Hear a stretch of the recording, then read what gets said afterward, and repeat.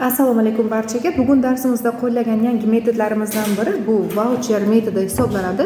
Bu metod bo'yicha siz o'quvchilaringizga bermoqchi bo'lgan savollaringizni yoki atamalaringizni mana shunday sirli ravishda o'quvchilaringizga berishingiz mumkin. Buning qanday ishlatilishini hozir ko'rib guvoh bo'lasiz. Buning uchun quyidagi savol varaqangizni yoki atama yozilgan tarqatmangizni laminat qilib olishingiz kerak va sizga quyidagicha shtrix kerak bo'lib qoladi. Buni o'chirib chiqamiz.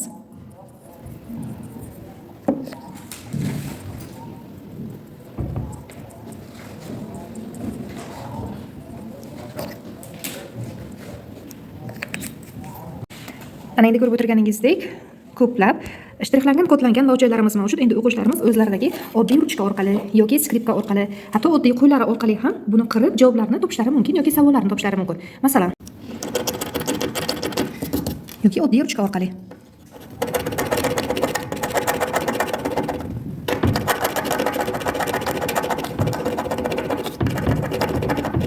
Mana savolimiz ko'rindi. O'quvchilarimiz kodni ochgandan keyin mana bu day and date is 3. Mana shu savolga javob berishlari kerak.